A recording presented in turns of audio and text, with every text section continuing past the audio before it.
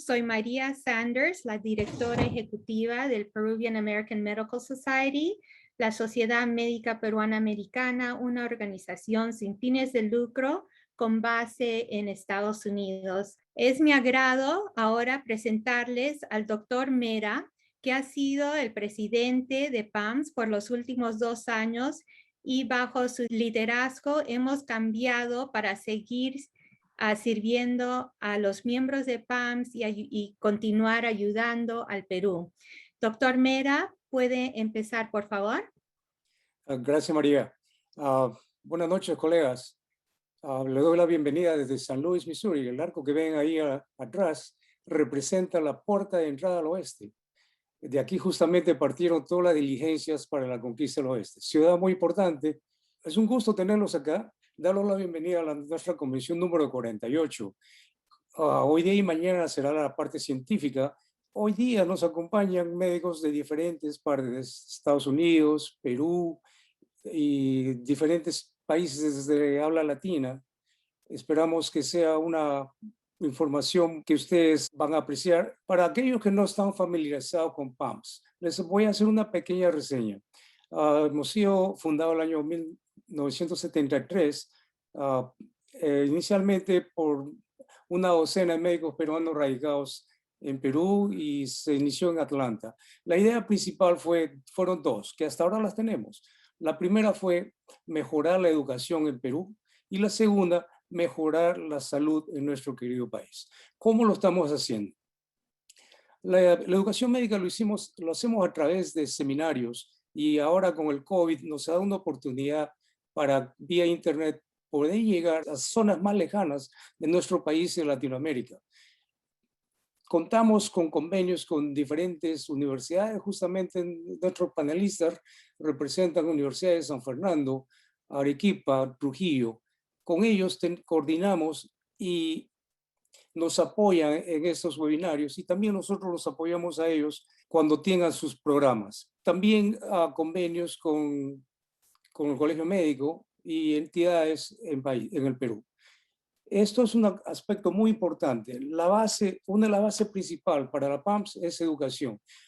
Para este año hemos tenido 12 webinarios y vamos a continuar durante los próximos años y hemos encontrado un nicho muy importante que es el Internet. La otra objetivo que tenemos es la salud en el país. ¿Cómo lo hacemos para esto? Contamos con 18 misiones médicas que van a lo largo y ancho del país. Donde vamos generalmente son zonas que no tienen recursos, llevamos nuestros propios médicos que son peruanos radicados en Estados Unidos o amigos que trabajan en Estados Unidos, médicos peruanos radicados en Lima, enfermeras y diferentes técnicos. Donde vamos, llevamos todos los equipos que necesitamos, damos el servicio gratis y todo lo que nos queda permanece en el hospital. Esto es algo muy importante para nosotros y en los últimos 2 años no pudimos hacerlo en persona por el COVID. La forma como funcionan nuestras misiones es ahora a través de apoyo con equipos de protección personal, alimentos y medicinas. En eso estamos funcionando muy bien. El año pasado, donación aproximada de $400,000 y en lo que va el año, 200,000. Todos van para equipos de protección personal y a medicinas y comida relacionados con el COVID. Tenemos dos misiones permanentes. Una en Chinche, que tenemos un centro médico muy importante que da apoyo a toda la región sur. Y la otra es la de Quemados en Arequipa. El doctor Farfán debe conocer muy bien esto. Y en eso nos concentramos, educación y salud. Yo quisiera invitarles a ustedes que visiten nuestro website, vean quiénes somos y qué es lo que hacemos. Estamos muy interesados en reclutar nuevos miembros, porque nuestra institución, como toda institución, requiere nuevos miembros. Necesitamos gente joven con mentes más up-to-date que nosotros que ya somos la segunda generación. Así que, por favor, miren nuestro website y espero que les sea de agrado la presentación que vamos a tener. Muchísimas gracias y nuevamente bienvenidos a PAMS. Gracias.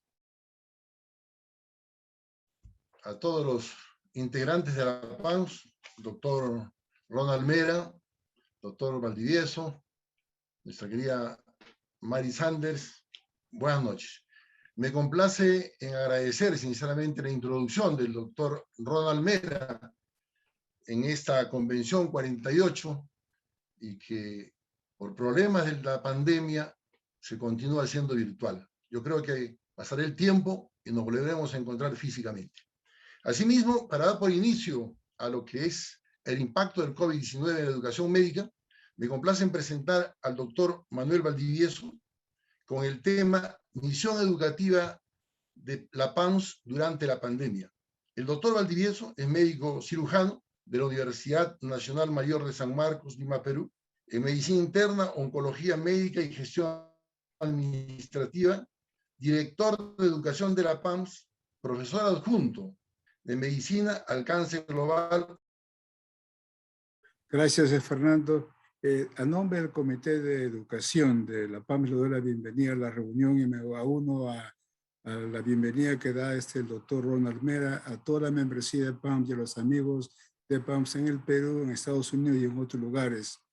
Quería brevemente enfatizar el objetivo primero de la reunión del día de hoy y mañana. Hoy nos concentramos en el efecto de la pandemia en la educación médica, empezando con el efecto en nuestra propia institución, también examinando el efecto en las universidades del Perú, en las facultades de medicina desde el punto de vista nacional, con el doctor Gerardo Ronceros, privada con el doctor Fernando Farfán, y también importantísimo escuchar de una doctora destacada que acaba de acabar su residentado en el Perú de medicina y que ha sufrido pues el efecto de la pandemia directamente. Mañana seguimos con la conversación, pero esta vez hablamos un poquito más los términos médicos en niños, en adultos, destacamos la importancia de la pandemia en la economía también del mundo, la necesidad de vacunarnos y también examinar además de la vacuna en el Perú que se requiere una reforma de salud que lo va a discutir muy bien el doctor Manuel Rodríguez. Me place en presentarles a dos de los moderadores, el doctor Gerardo Ronceros y Miguel Farfán. Doctor Ronceros, en realidad médico destacado, cirujano de San Marcos, profesor principal de patología, maestría en bioquímica y nutrición, doctorado en medicina, es decano de la Facultad de Medicina y también expresidente de la Sociedad, de la Asociación Peruana de Facultades de Medicina. El doctor Farfán, médico destacado de Arequipa, profesor en neumología, maestría y doctorado en medicina, decano de la Facultad de Medicina Humana de la Universidad Católica de Santa María y expresidente de la Asociación Peruana de Facultades de Medicina. Ellos están encargados de dirigir la reunión. Ya el doctor Farfán me ha hecho una introducción, a que continúe esta introducción breve con mi presentación propia. Mi presentación se enfoca en temas que son trabajados por un grupo de colegas, el Comité de Educación de la PAMS. En realidad es difícil de decir que este es el trabajo de una persona, es un trabajo de equipo en la que hemos notado que existe acá gente de diferente edad, gente de diferentes facultades de medicina, pero todos unidos por el amor al Perú. Lo que se ha hecho, apenas empezó la pandemia en marzo del año 20, nos examinamos qué debemos hacer. El doctor Mera nos hizo un reto para salir adelante y se descubrió que nuestras presentaciones presenciales durante convenciones o de vez en cuando durante el año se podrían superar si teníamos buena relación con Facultad de Medicina del Perú y con programas virtuales como lo estamos haciendo el día de hoy. Entonces se desarrolló un plan estratégico que incluía desarrollar colaboración bidireccional con facultades de medicina que tengan interés en trabajar con nosotros. Por supuesto, eso se ha, no sé qué pasa con mis diapositivas, eso se ha encontrado. Se sugirió también que debíamos enfocar nuestro esfuerzo, o es pregrado, o es posgrado, o quizá ambos. Se sugirió que deberíamos colaborar con las sociedades científicas de las facultades de medicina del Perú, que se agrupan bajo la organización SOCIMEP. Y les anuncio que 3 de nosotros estamos haciendo presentaciones este mes virtualmente en la convención que tienen ellos en Tacna. También se ofreció que deberíamos participar con simposios, discusión de casos clínicos, pero siempre como reforzamiento, no reemplazo de ningún facultativo de las facultades de medicina. Eso creíamos que era importante. Sugerimos que podríamos hacer premiaciones académicas preferencialmente a través de la Asociación Peruana de Facultades de Medicina, o ASPEFAM, que representa todas las facultades de medicina del Perú, de manera que nosotros no presentamos un menú para una o dos facultades, era para todos. También queríamos ofrecer mentoría profesional sin ningún tipo de interés en todas las especialidades que envuelve la PAMS y, por supuesto, hasta donde se pueda, facilitar investigaciones clínicas y también publicaciones a beneficio de los jóvenes en el Perú. ¿Qué se ha hecho? Se ha hecho esfuerzos para renovar u obtener acuerdos de colaboración bidireccional. Casi ya completo la renovación del convenio con Cayetano Heredia. Se ha completado el de San Marcos. Se ha hecho nuevamente uno con la Universidad Católica Santa María, uno con la Universidad Nacional de Trujillo, y estamos a punto de terminar un convenio, formación de un convenio con la Universidad Nacional Federico Villarreal. Tenemos un convenio, gracias a la amistad y al apoyo de Otto Farfán, con la Asociación Peruana de Facultades de Medicina. También hemos hecho renovación en esta acreditación con la Academia Americana de Médicos de Familia para darnos créditos de CMI para los miembros de la PAMS. Hemos ofrecido una serie de conferencias a través de un programa de 24 ponentes en la que cada uno, miembro o amigo de PAMS, se comprometía a dar de 1 a 12 presentaciones a través del año. Eso lo hemos puesto a la mano de las facultades de medicina a través de ASFEPAM. Hemos hecho simposios o webinars. Hemos hecho 5 que han sido exitosos en el año 2020 con a veces gente de más de 1000 presentes en el webinar, y hemos hecho 4 en los primeros 7 meses de este año. Hemos tenido la oportunidad de publicar lo que hemos presentado. Tenemos 11 publicaciones en Diagnóstico, que es una revista nacional en el Perú, que distribuye a través del Perú, también en forma virtual, que es parte de la Fundación Hipólito Unanue y que trabaja bajo el auspicio de la Asociación Nacional de Laboratorios Farmacéuticos. Y a través de la amistad que tenemos con el maestro doctor Garmendia, que nos ha facilitado acceso para publicar nuestro esfuerzo, y tenemos 6 publicaciones pendientes. Eso también es imprecedente en nuestra historia en el Perú. En relación a los webinars, este es un resumen muy breve de lo que hemos hecho. En enero se hizo un programa multidisciplinario sobre el carcinoma gástrico con 4 presentaciones. En marzo se hizo una actualización sobre el estado de las vacunas contra el COVID-19, organizado por los doctores Shogren y Ríos Pérez. En mayo se habló de temas actuales de interés en nefrología e hipertensión, organizado por el doctor Víctor Vladimiro Rosas. Y en julio se habló del tratamiento de infecciones antibióticos resistentes, organizado por el doctor José González Zamora. El día de hoy y mañana hablamos del programa científico de PAMS que seguimos haciendo como webinar. En septiembre haremos uno sobre enfermedades hepáticas crónicas, organizado por la doctora María Shogren. Y en noviembre un tema amplio sobre el efecto de la pandemia en temas infecciosos, metabólicos y de salud mental en niños, organizado por los doctores Rosana Baraco y Lina Huerta. No quiero repetir el contenido del programa el día de hoy o de mañana, pero sepan ustedes que todo esto es parte del esfuerzo nuestro de trabajar con estos colaboradores en el Perú para ayudar con un poquito de esfuerzo, un granito de arena, digamos, en la educación médica en el país.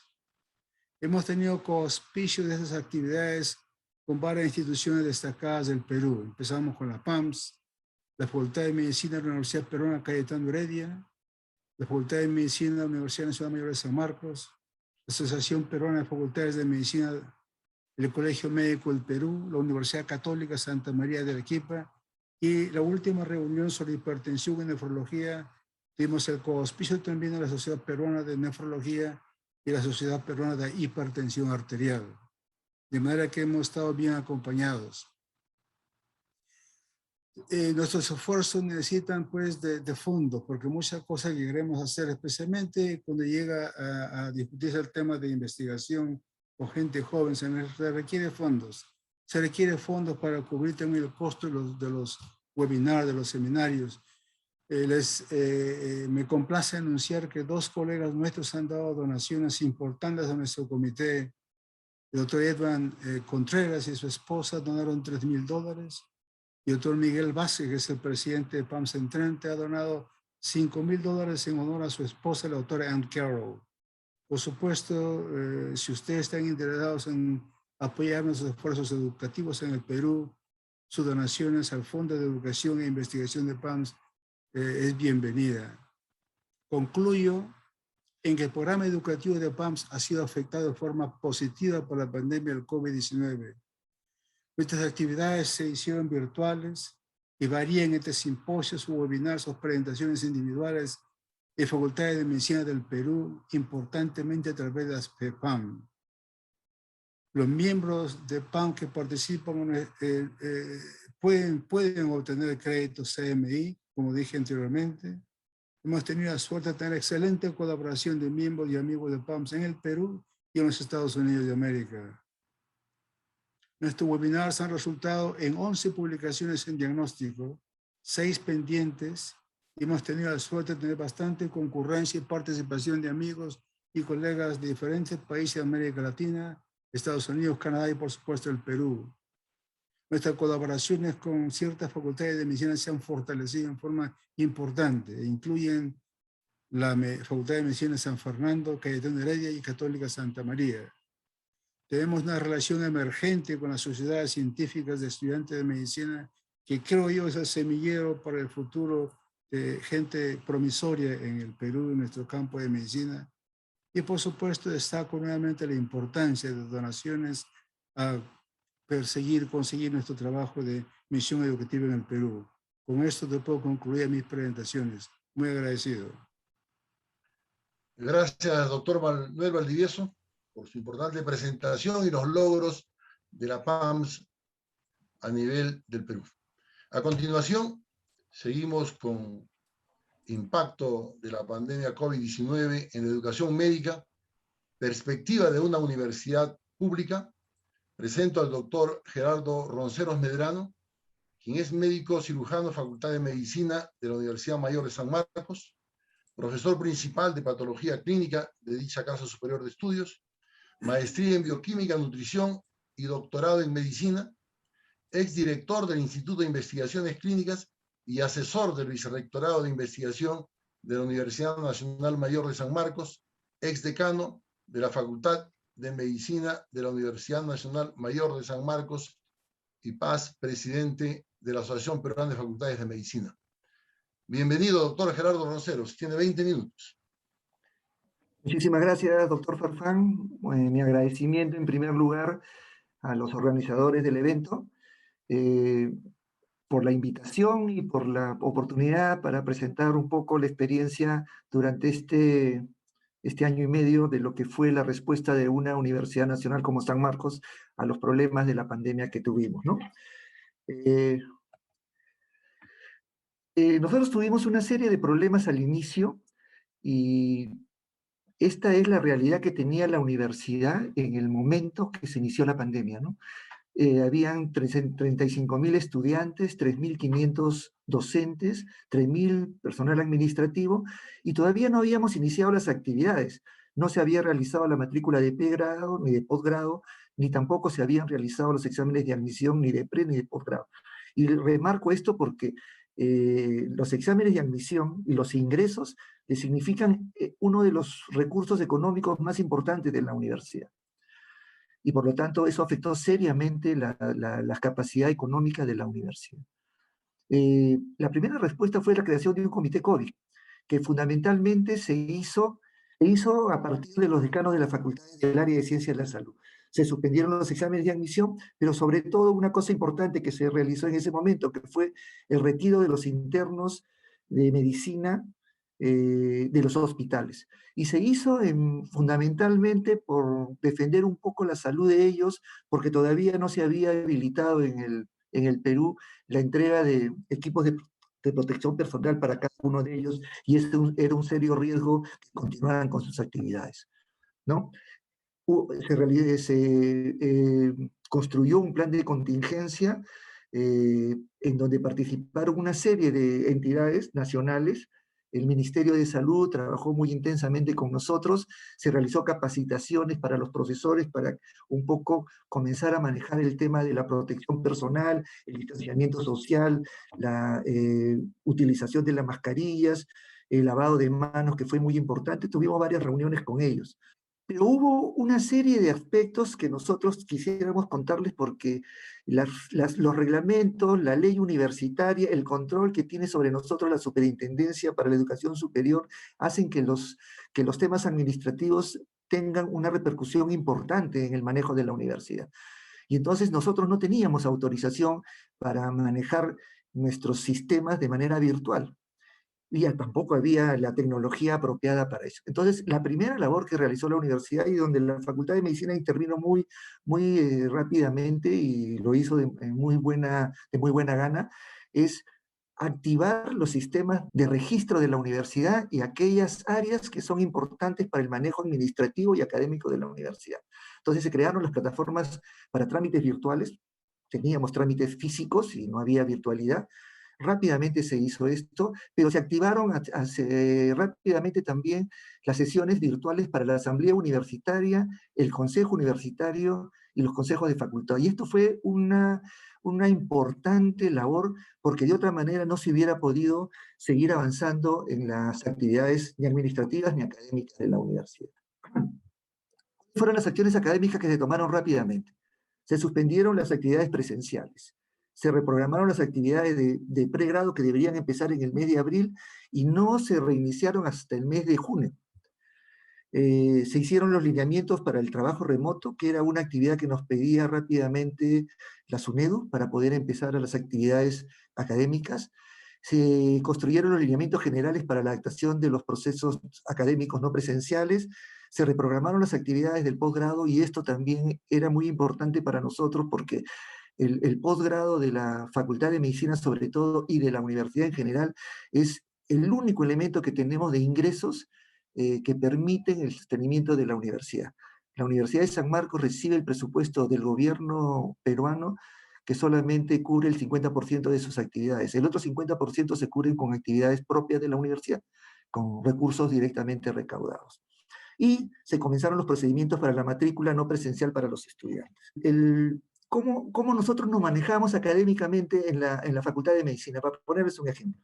El 60% de todas las actividades eran actividades que se hacían en servicios de salud, laboratorios o comunidad. El 25% en aulas, el 10% era simulación y solamente el 5% era virtual. Entonces, imagínense el problema que teníamos nosotros con una pandemia que evitaba la presencialidad en una universidad que no había construido un escenario para que sea virtual la enseñanza. Eso tuvimos que resolverlo rápidamente. El 15 de marzo empezó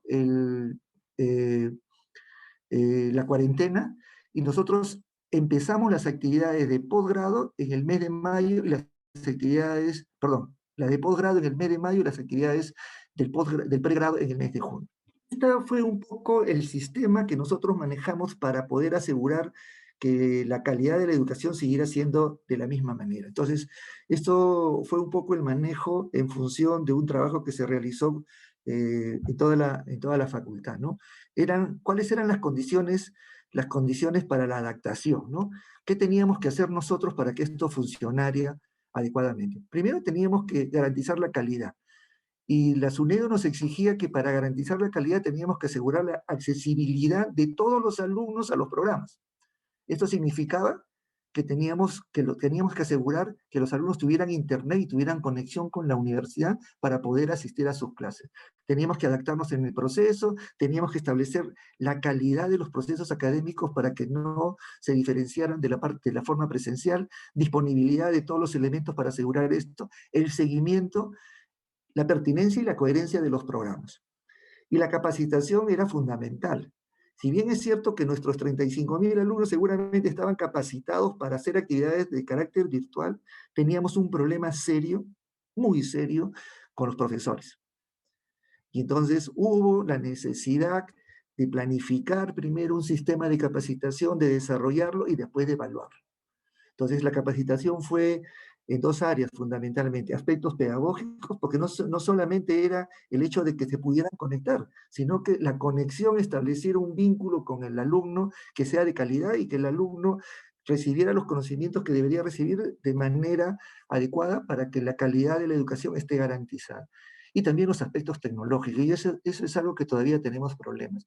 Si bien es cierto, se ha conseguido que los alumnos, la mayor parte de ellos, tengan la capacidad de conectarse a través de sus propios equipos, a través de equipos que les ha dado la universidad o a través de chics que se les ha proporcionado también, con los profesores no ha sido igual.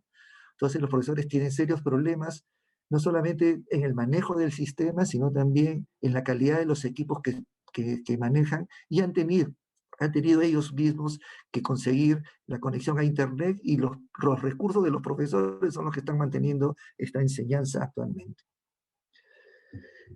Eso en la Facultad de Medicina. La Facultad de Medicina, cuando hicimos la evaluación, nosotros identificamos que el 10% de todos los estudiantes de nuestra facultad, de las 5 escuelas, no contaban con accesibilidad. O porque no tenían un equipo, o porque no tenían conexión a Internet, o porque no tenían ninguna de las dos cosas. Entonces recurrimos a nuestros buenos amigos, y fueron 2 instituciones las cuales respondieron y nos apoyaron mucho. Primero la PANS, ¿no? María Chojren estaba en ese tiempo como responsable y rápidamente nos apoyó. Con ellos pudimos comprar las primeras tablets que les entregamos a los alumnos, a aquellos que habían sido identificados por sus propios compañeros. O sea, nosotros no tenemos una capacidad de establecer cuál es el nivel socioeconómico todavía de nuestros alumnos.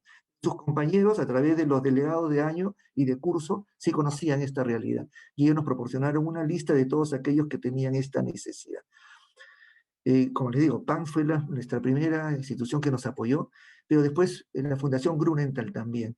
La Fundación Grunenthal, nosotros tenemos una muy buena relación con el dueño de la fundación, el señor Michael Wirtz, y él colaboró con una cantidad de dinero que pudo establecer que todos nuestros alumnos, aquellos que necesitaban, estamos hablando de casi 700 o 800 alumnos, tuvieran una tablet y tuvieran internet ilimitado. Y todavía esa contribución económica que se generó a través de Fundación Grunenthal sigue manteniendo el Internet ilimitado que tienen ellos y que pueden escuchar sus clases sin ningún problema. El tema tecnológico nosotros lo resolvimos de esa manera. Segundo punto era nuestros profesores y cómo capacitarlos en estas nuevas metodologías, ¿no? Primero se hizo una guía de adaptación de las asignaturas a la modalidad no presencial. Esta fue presentada a nivel central, fue aprobada, y después se hizo un plan de desarrollo de capacidades para la adaptación de asignaturas por la modalidad no presencial. Todo esto se presentó a SUNEDO, la cual lo aprobó, ¿no? No solamente hicimos una capacitación nacional en Moodle, con Google Meet, se grabaron clases, sino y también lo hicimos internacionalmente, y hicimos varios cursos. Sobre todo uno que recordamos mucho fue el que se hizo con el profesor Jorge Alberto Hernández Mora, de la Universidad de los Andes. Él nos explicó muy bien, dándonos aquellos tips más importantes para el manejo de esta nueva modalidad y que los recursos fueran adecuadamente utilizados. Esto fue lo que se construyó en base a los aportes nacionales e internacionales, para un aprendizaje asincrónico y para un aprendizaje sincrónico. Para el aprendizaje asincrónico utilizamos Google Classroom y el Moodle.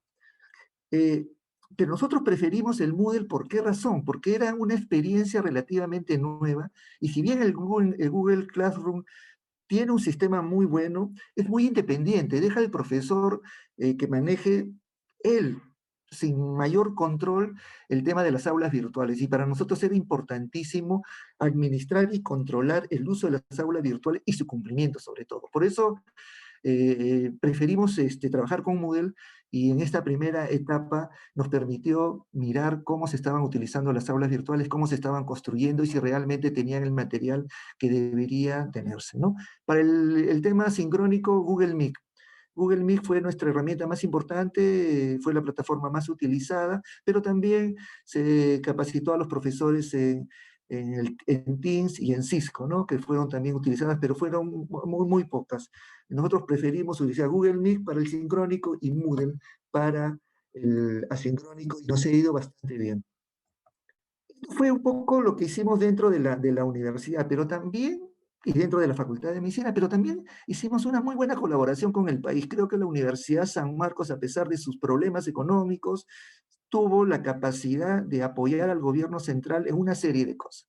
Por ejemplo, dimos en calidad de préstamos 5.000 metros cuadrados de nuestro terreno en la ciudad universitaria para que se formaran los equipos de respuesta rápida. Ahí hubieron casi 50 transportes que permitían desplazar a los que iban a tomar las muestras moleculares o a los médicos en caso que se necesitaban, para que tuvieran un sitio de concentración y pudieran desplazarse mucho más rápido. Pusimos a disposición las ambulancias que teníamos, los buses que teníamos, y se prestó en cesión de uso a la Rega Almenara, que pertenece a la Seguridad Social, 6.000 metros. Ahí se ha construido un hospital de campaña. Y estamos en tratativas actualmente para la construcción de un hospital que podría ser el Hospital de San Fernando, ¿no? Se están manejando los términos finales para ver si esto realmente funciona de esa manera, cuáles son las condiciones y cuáles son los beneficios que obtendría la Facultad de Medicina y la universidad, por supuesto, si es que esto se concreta a través de la Rega Almenara. Este hospital está en San Juan del Urigancho. También tuvimos un sistema telesalud. Nosotros habíamos, en el año 2018-2017, construimos, implementamos el área de telesalud en la Facultad de Medicina, liderada por 7 profesores jóvenes, todos ex-sanfernandinos, que manejan muy bien la tecnología nueva, y se creó el telemedicina. Primero telemedicina, después se convirtió en telesalud, y su primera actividad de ellos fue construir un sistema que pudiera conectarnos con nuestros serumistas, un sistema de comunicación que permitiera ayudarles. Entonces, en el año 2018, hicimos un convenio con el Ministerio de Comunicaciones japonés, y nos proporcionaron una herramienta que se llama el YOI. Se le entregó a cada uno de los serumistas este sistema, y nos pudimos comunicar con ellos para resolver algunas de los problemas que tenían, que la mayor parte eran administrativos, pero habían algunos académicos también, de situaciones de complicaciones con algunos pacientes, y entonces nos comunicábamos con ellos y podíamos resolver los problemas a través de un grupo de profesores con los cuales pudieran comunicarse. Este sistema fue aprovechado, el Ministerio de Salud, el Instituto Nacional de Salud nos pidió que colaboráramos con ellos, y en algún momento tuvimos hasta 1.000 voluntarios de varias universidades, no solamente de San Fernando, también de la Universidad San Martín de Porres, también de algunas facultades de la universidad, que se comunicaban con los pacientes para resolver aquellos problemas más serios que tenían, ¿no? Sobre todo para que la atención rápida se produjera, porque en algún momento en el país el tema de la conectividad y el tema de la comunicación del paciente con el sistema fracasó, porque fue rápidamente superado por la demanda. Nosotros realizamos o atendimos 9.335 llamadas, y de estas 9.335 llamadas, el 20.32% fue identificado como casos problema y fueron atendidos rápidamente. ¿Qué más se trabajó en la universidad para no parar el sistema? Nosotros tenemos un sistema de investigación relativamente fuerte que en estos últimos 5 años ha mejorado sustancialmente. Nunca hemos tenido tantos grupos de investigación ni tantas investigaciones financiadas directamente por la universidad a través de su vicerrectorado. En el año 2020, 236 grupos de investigación recibieron financiamiento, que fluctúan entre 25.000 y 30.000 soles cada grupo. Se ha invertido 6,5 millones de soles, 354 proyectos registrados y 236 grupos de investigación ganadores de estos proyectos. estos proyectos, al finalizar, hay la obligación de que sus resultados sean publicados. Esto ha permitido un poco que suba la cantidad de publicaciones en base de datos como Scopus, por ejemplo, que tiene la Universidad en Cielo también, ¿no? Que han permitido que actualmente se esté liderando las publicaciones en revistas indexadas en Scopus, lo cual nos llena de mucha satisfacción. Pero también necesitábamos resolver el problema de los documentos que tendrían que entregarse para que se pudiera seguir avanzando, sobre todo nuestros alumnos que salían de la universidad y que necesitaban documentación adicional para poder generar o ir a otros sistemas. Tenían que ir al CERUN, tenían que postular al residentado médico, a los programas de doctorado y maestría, y nosotros teníamos que restablecer. Entonces, primero se comenzaron a acelerar los procesos a través del SGD, que es un sistema de gestión documental que se organizó en base a la Facultad de Ingeniería y Sistemas, la OMPE y la RENIEC. Y estos son entidades del Estado que colaboraron con nosotros rápidamente. Hubieron las primeras sustentaciones virtuales de pregrado y de posgrado. Actualmente tenemos 940 sustentaciones de alumnos del pregrado de sus tesis. Entonces, nunca han habido tantas. Este realmente es muy bueno para la facultad, ¿no? Y no se detuvo ese proceso, no se hace presencial, se hace de manera virtual. Lo mismo que los títulos de grado o de los títulos profesionales. Nosotros generamos el primer título digital en el mes de mayo, porque era indispensable que estos títulos se entregaran porque los chicos salían para el CERUM, para su servicio civil. ¿Qué más se hizo para no parar la universidad? Se rindió el primer examen virtual de posgrado con 2.000 postulantes. La Facultad de Medicina tuvo 247 ingresos. Finalmente, en el 8 de junio se inauguró el año académico. Y esto fue la conclusión de un trabajo sostenido durante ese tiempo que fue de emergencia para resolver los problemas que teníamos para pasar de una enseñanza presencial a una virtual. Hubo mucha resistencia a este sistema de hacer un examen virtual para el ingreso a admisión a pregrado. Mucha resistencia. Con razón, porque un grupo de postulantes iban a tener problemas, sobre todo aquellos que tenían muchos problemas con la conexión a Internet. Pero no había otra posibilidad que hacerlo de manera virtual, porque si no nos hubiéramos tenido un año en el cual no hubiéramos tenido ingresantes. Y eso trastocaba toda la marcha de la universidad, porque en ese año no hubiéramos tenido ingresantes a la universidad y por lo tanto en algún momento no hubiéramos tenido ingresantes al internado, ni al CERUN, ni a la segunda especialización, ni a los programas de doctorado. Y esto no era conveniente para la universidad. Felizmente que al margen de algunos problemas que se producen generalmente cuando hay este tipo de virtualidad, el examen marchó bien y no hubo mayores problemas que los que habitualmente teníamos en el sistema presencial. Esto es lo que está ocurriendo en el 2021.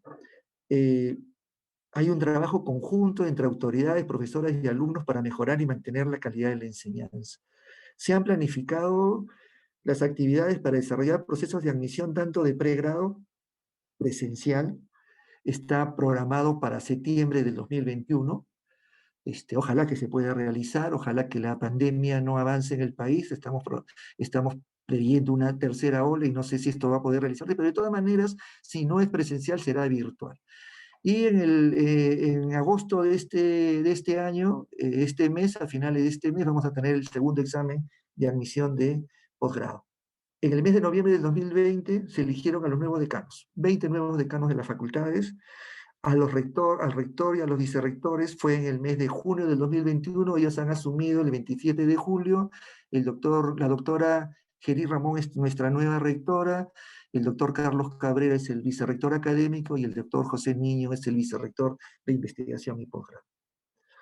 A pesar de todo lo que hemos padecido, a pesar de todos nuestros problemas, la Facultad de Medicina consiguió el licenciamiento del programa de Medicina Humana por 10 años. Después de un año de trabajo con la SUNEDU, hemos acreditado que tenemos las condiciones básicas de calidad para que el programa de medicina funcione. Y no solamente hemos demostrado eso, sino que hemos demostrado que cumplimos con todas las condiciones y por eso que nos han dado la máxima cantidad de años de licenciamiento, que son 10. Además, también la acreditación del programa de medicina humana por 2 años a través de CINEASE. Y tenemos algunas cosas que queremos mostrarles, ¿no? De los docentes de la universidad, que son aproximadamente 3.000, 2.212 hacen investigación. Tenemos el primer puesto en el ranking Webimetrics a nivel nacional, el primer puesto en producción científica nacional, sobre todo en Scopus. 66 carreras de pregrado en 5 áreas y 14.919 tesis digitales en nuestro repositorio. Quiero leerles esto porque también me parece importante. Alguna vez un rector de la Pontificia Universidad Católica del Perú me dijo, no sé cómo hacen las autoridades de San Marcos para mantener el nivel con tan poco dinero. Yo le dije, es por la calidad de su gente. Gisela Orjeda. Gisela Orjeda es una profesora nuestra, ha sido presidente de CONCITEC, que es el ente académico de innovación, de investigación, que dirige todas estas actividades en el país. Muchas gracias. Gracias, doctor Gerardo Ronceros, por su excelente exposición, perspectivas de una universidad pública. Muy bien.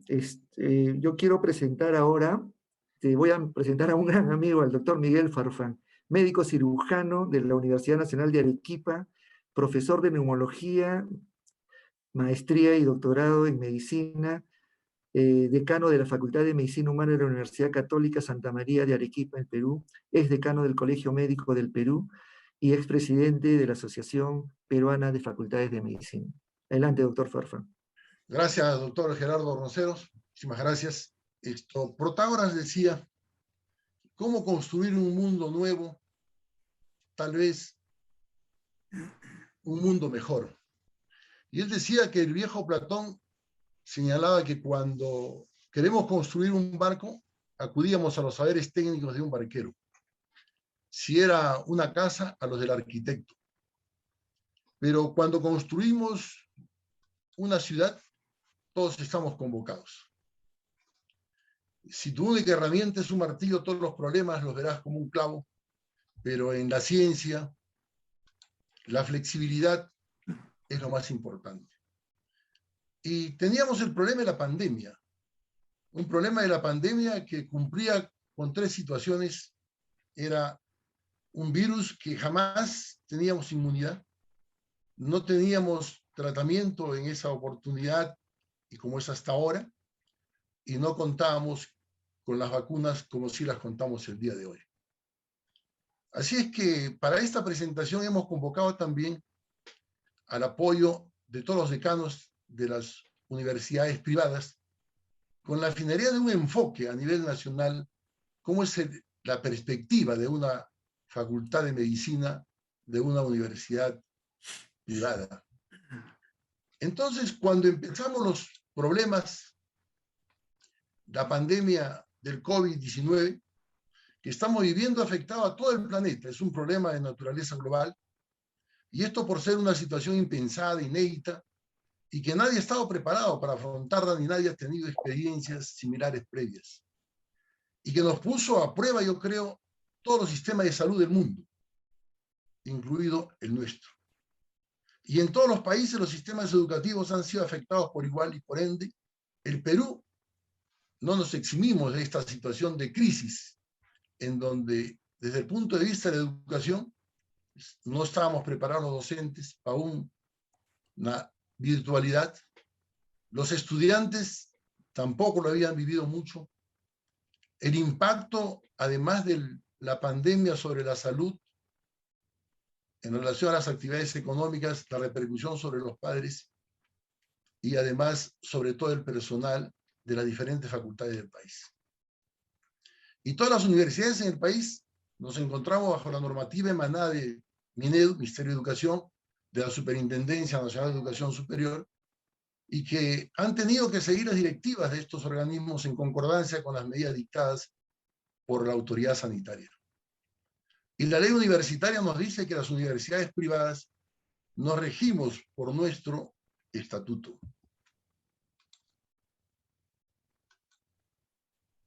Entonces, ¿cómo es el proceso formativo de pregrado? ¿Cómo se alteró el proceso formativo? Para este proceso formativo, en relación a las características que afectaban a las labores educativas, no solamente convocamos a los docentes, a los alumnos, sino que además teníamos reuniones, y esto lo he visto a nivel nacional en la mayoría de las, si no todas las facultades de medicina, con los docentes, personal administrativo y los estudiantes a través de los delegados o incluso a veces en reuniones con los padres de familia para que en forma conjunta veamos cómo era la afectación de las labores educativas. Y este virus era de reciente aparición, cuyo conocimiento es aún incompleto. Tenemos las variantes y como muy bien el doctor Gerardo Ronceros, estamos frente a la eventualidad de una tercera ola, una alta tasa de contagiosidad, medidas de control, aislamiento y distanciamiento social que se tuvo que ver, y no disponible al momento tratamiento específico, validado ni mecanismos de prevención mediante vacunas, que se está haciendo un esfuerzo, pero que todavía la vacunación a nivel general estamos en porcentajes que no alcanzamos. ¿Cómo enfrentar a una tercera ola? Y los estudiantes pueden adquirir en el curso de su entrenamiento y propagar el virus cuando son asintomáticos y la pérdida de la disponibilidad de los escenarios de aprendizaje. Porque todo se suspendió. Y al menos en mi universidad el lunes 16 de marzo del 2020 se paralizó el reloj y volvimos todos hacia un futuro de lo que era la educación médica, pero desde un punto de vista de lo que era la virtualidad. ¿Y cuál es el impacto de la pandemia sobre la educación médica? Aquí tenemos la imposibilidad de la movilización, tanto a nivel nacional como internacional. Ya no se podía trabajar como lo que estamos acostumbrados con los programas de intercambio académico, a las actividades vinculadas a lo que es la alteración a nivel de las universidades que teníamos que realizar, disminución del número de docentes por causa de la propia enfermedad o por ser considerada una población vulnerable. Teníamos normas que salieron primero que de 60 años, después 65, y una situación que todavía no está muy bien definida a nivel nacional. Supresión de las actividades académicas hospitalarias, tales como visitas, rondas, discusiones de casos clínicos, revisiones bibliográficas. La suspensión del acceso a los campus universitarios, a los campos clínicos y sociosanitarios. Nuestros internos, el 2020, tuvieron que suspenderse, y esto lo veremos más adelante, cómo tuvimos que buscar mecanismos, que muy bien lo informaba el doctor Gerardo Ronceros. La reconfiguración de la capacidad resolutiva de las instituciones prestadoras, dando prioridad a la atención diferenciada en favor de los pacientes COVID-19 y una disminución significativa en la atención en áreas de docencia como la consulta externa, cirugías electivas, procedimientos diagnósticos y tratamientos, entre otros, que no solamente incidía sobre educación médica, que siempre buscamos de calidad, en el pregrado, de primero hasta el internado, sino también en el residentado médico. ¿Y cuál fue la respuesta de las facultades de medicina? Suspender la participación de los estudiantes en cualquier actividad que involucre los pacientes, a pesar de que es una profesión en donde la relación médico-paciente y esta relación que tiene que realizarse dentro de la formación con los pacientes se vio interrumpida. Enfoque basado en competencias con la finalidad para rediseñar las actividades educativas y la evaluación, considerando alternativas al contacto directo con el paciente. La virtualización del 100% de horas teóricas y el mayor número posible de prácticas en laboratorios con el uso de software, videos, podcast tutoriales, simulación clínica virtual, porque se fueron dando normas, decretos, tanto resoluciones, y que de una manera primero podíamos filmar, grabar dentro de los laboratorios o las aulas de simulación, pero después se tuvo que suspender. El impulso a la participación de los estudiantes en el entorno de la telesalud, incluyendo rotaciones selectivas que les permita participar con el equipo de salud y aprender en esta situación clínica. O sea, una reorientación hacia el primer nivel de atención. Prácticas en casa. cuando sea posible, las tesis y la sustentación virtual también, que muy bien se explica, el desarrollo de habilidades blandas, seminarios de integración curricular e interprofesional, discusión de casos clínicos, reuniones con expertos a través de teleconsulta, teleeducación, desarrollo de competencias como el pensamiento crítico, el razonamiento clínico y la toma de decisiones utilizando metodologías como el aprendizaje basado en problemas, los casos clínicos y la medicina basada en evidencias. Y las sesiones didácticas clínicas en línea para permitir un posterior ingreso en el retorno clínico que tenía que darse. Y en relación a los principios de la educación médica en las facultades, una educación médica de calidad que siempre buscamos, y que lo que tratábamos era que en tiempos de la pandemia y el impacto sobre la educación y la utilización de la virtualidad, siempre estamos detrás de la educación médica de calidad, que esa educación esté centrada en el estudiante y que tenga la adquisición de competencias. El otro tema era la bioseguridad, que teníamos que tener de una u otra manera en relación a lo que era la protección de nuestros estudiantes, personal docente, administrativo también.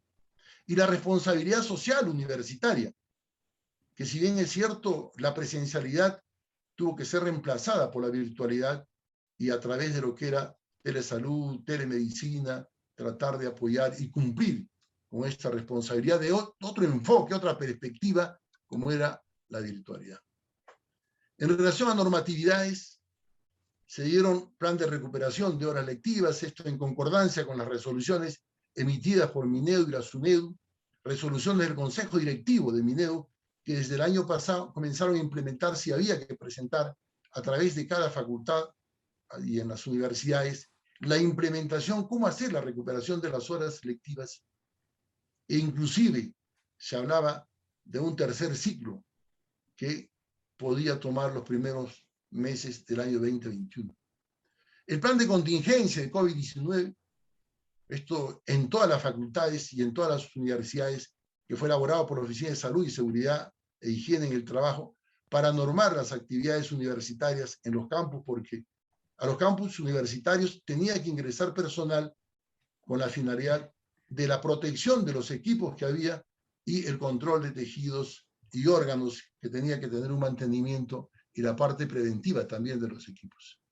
Y un plan de sostenibilidad, directivas que fueron aprobadas por el Consejo Universitario para afrontar el impacto económico sobre el funcionamiento del claustro universitario, que al final eran ratificadas por la Asamblea Universitaria de cada facultad.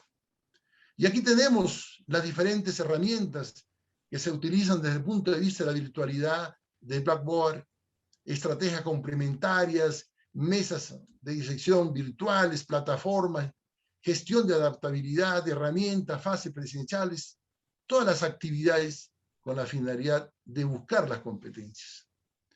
Pero teníamos también que los docentes pasar por un proceso, una metodología de cambio que había, y teníamos que prepararnos en lo que era la virtualidad, el uso de los campos, las plataformas virtuales.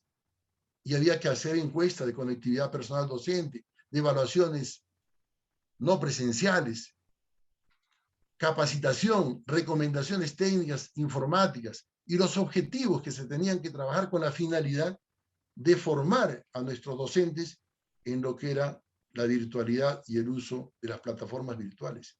E inclusive, en algunas facultades, algunos docentes no se adaptaron y tuvieron a veces que dejar o abandonar lo que era la docencia en tiempos de virtualidad. Desde el punto de vista de la virtualización, hubieron revisiones de sílabus con la finalidad de enfocarnos muy bien en lo que es el plan de estudios, algunos cambios, organización y capacitación docente en simulación, elección de las estrategias, cuáles eran mejores, cuáles estaban mejor preparados los estudiantes, porque también en las facultades de medicina habían preparación en lo que era la evaluación del uso de las plataformas virtuales y todas las aulas virtuales que pudieran haber, confección de los materiales, selección y capacitación de pacientes simulados, talleres acreditados de pacientes simulados, adquisición y capacitación en plataforma, implementación de la telesimulación, sistema de acompañamiento, gestión y adquisición de software de pacientes virtuales, análisis y metodología del uso, implementación del paciente virtual, organización, gestión de la información, todo el conocimiento de un proceso que nos llevaba a la educación médica de calidad a través de la virtualidad, y que eso era en la implementación de software de gestión. Hay unas facultades que también se apoyaron en lo que era la lectura, que es una solución de cursos de gestión de aprendizaje y en línea, que proporciona material educativo en los campos de las ciencias médicas, clínicas. La aplicación admite contenidos de calidad HD y ofrece más de 1000 conferencias en video sobre distintas áreas de la medicina. Y tuvimos que ir cambiando, implementando up-to-date y otros tipos de mecanismos con la finalidad de buscar una educación virtual, incluso metodologías híbridas con la finalidad de que nuestros estudiantes reciban la atención y la calidad de la educación médica en la formación. En lo que es el internado y residentado, estos dos temas, como muy bien se habló a través del conferencista anterior, cuando se paralizó la presencialidad para el internado, y esto, como muy bien decía Protágoras, tuvimos que convocar a todos. Se reunió MINED, Ministerio de Educación, Ministerio de Salud, SUNEDU, el Colegio Médico, la Asociación Peruana de Facultades de Medicina, involucramos a la Asociación de Internos con la finalidad de buscar puntos de encuentro y soluciones acordes con la situación que estamos. Las FIPES, la Asociación de Universidades Públicas, el agradecimiento siempre a todos ellos que se presentaron con la finalidad de buscar, y tal es así que a través de decretos y normas se implementó lo que fue el internado 2020, de acuerdo a disposiciones, lineamientos y la reincorporación que fue en un momento en donde no contábamos todavía con las vacunas, y que esto nos ponía en medida de alerta con la finalidad de proteger a nuestros estudiantes. Y aquí también se aprobó lo que era la sustentación virtual, por primera vez en muchas facultades que pasamos por este mecanismo, porque se imponía y teníamos que trabajar muy bien, porque culminando el internado venía el grado académico de bachiller, venía el título de médico cirujano y venía también el CERU, venía la residencia médica. Entonces se buscaron todos los mecanismos, y yo creo que cuando son convocados todos, al final los resultados fueron muy favorables para las universidades y para los estudiantes y para la formación de los médicos que ya están saliendo o egresados en tiempos de pandemia. El residentado médico, esto tiene una ley que lo tratará en el siguiente tema, pero el residentado médico también en la misma perspectiva. Por supuesto que se evaluaron lo que era la formación de nuestros residentes, habían especialidades, fundamentalmente las quirúrgicas, que se vieron muy bien afectadas, e inclusive a veces en algunas facultades hasta un 70-72% de residentes tenían problemas en lo que era la formación normal, y teníamos que cumplir también con lo que era el syllabus, porque al final después en la supervisión o el análisis que hacía la SUNEDU teníamos que cumplir muy bien cómo se trataba. Y para el internado de este año 2021 ya se hizo una guía de lo que era la adquisición de competencias del internado 2021 en el primer nivel de atención. Y esto fue a través de decretos supremos y resoluciones ministeriales que validaban lo que eran los lineamientos. Igual en el residentado médico. E inclusive el año pasado hubo la culminación anticipada de un mes de los residentes frente a los problemas de la contingencia, la falta de médicos especialistas, y por lo tanto tuvimos que trabajar en forma conjunta con el Ministerio de Salud, y se tuvo que postergar el año 2020 residentado, que antes se hacía en junio, para el mes de noviembre, y fue a través de un decreto también donde el examen de residentado fue presencial, como este año también ha sido presencial. Y las alternativas de solución desde el punto de vista de la virtualización, las clases teóricas sincrónicas y asincrónicas, el aula invertida, los seminarios, los webinars, talleres, la sesión de grupos pequeños, a través de lo que eran las plataformas virtuales nos reuníamos. Aprendizaje basado en equipos, discusión de casos clínicos, prácticas de laboratorio, programas de autoformación, sistemas de evaluación en línea y la sustentación de tesis que fue virtual en relación a lo que era la presencialidad que la habíamos dejado por estos tiempos. ¿Y cuál es el futuro de la educación médica en donde tenemos que planificar, innovar y algunos cambios en las 3 dimensiones que creemos que son los pilares fundamentales? Primero, en los contenidos curriculares de los planes de estudio. El cambio de la educación presencial a la virtualidad merece algunos cambios y análisis de los planes de estudio, de las mallas curriculares, los contenidos curriculares. Creemos que sí. Y aquí hay un enfoque ya que está saliendo a lo que es el primer nivel de atención. Hoy en día internos ya tenemos en el primer nivel de atención que antes nuestros internos estaban en hospitales, incluso nivel 3. En la forma de enseñar o metodología educativa, yo creo que aquí debe haber nuevas formas de enseñar y aprender. La transmisión del conocimiento que estamos haciendo a través de la virtualidad está satisfaciendo las necesidades y requerimientos de la formación del estudiante para que al final puedan tener la adquisición de competencias. Los docentes que enseñan a través de la virtualidad están preparados a través de la metodología educativa que brindan, estar acorde con las necesidades del médico que requiere el país y el sistema de salud. Y cambios, creo, en la forma de evaluar. Juicios de evaluación con mayor objetividad basados en evidencias, pero evidencias que sean consistentes. Porque aquí, incluso en los exámenes que se dan a través de la virtualidad, a veces no se tiene todavía en forma completa un control que se pudiera dar cuando el estudiante al otro lado de la pantalla o el equipo está dando su examen. Yo creo que aquí lo que viene es mejorar los niveles éticos, deontológicos, con la finalidad de la responsabilidad y ser uno mismo como estudiante, valorarse dentro de la formación que se está dando. Es muy difícil a veces hacer predicciones, especialmente sobre el futuro, pero todas las propuestas y experiencias son bienvenidas y apreciadas, pero hay que tomar decisiones inmediatas. Y eso es lo que se hizo. Se tuvo que tomar decisiones inmediatas porque habían normas que ya prohibían la presencialidad y teníamos que cambiar. Y no podíamos tampoco paralizar a todas las promociones, ni mucho menos sustraer a los médicos en tiempos de pandemia, y teníamos que seguir, y por eso se tomaron decisiones inmediatas a nivel de todas las facultades de medicina.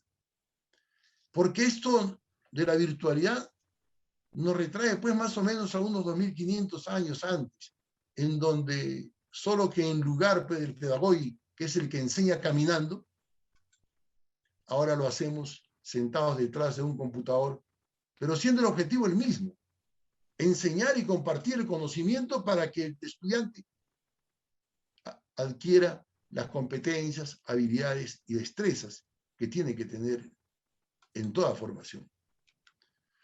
Y algunas conclusiones que podríamos dejar. Durante la pandemia y confinamiento se hizo visible la necesidad de integrar en la formación de profesionales médicos de manera decidida perspectivas socioculturales, bioéticas y humanistas para que su quehacer sea contextualizado, ajustado a las realidades sociales y comprensivo de la condición humana y su relación con los individuos con los que interactúan.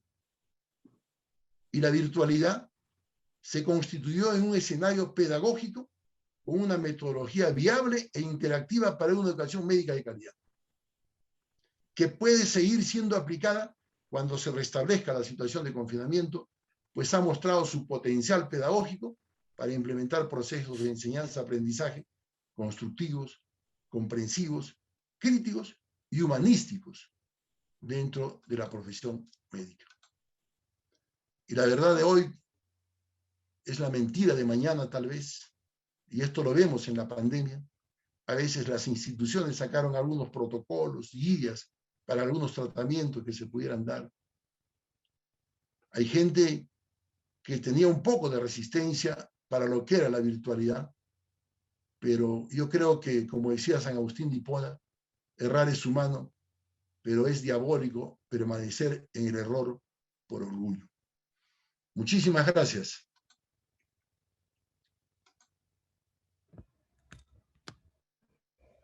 La doctora Mayita Álvarez Vargas, médico cirujano de la Facultad de Medicina de la Universidad Nacional de Trujillo, es residente de Medicina Interna de la Universidad San Martín de Porras y trabaja en el Hospital Nacional Guillermo Almenara de Salud.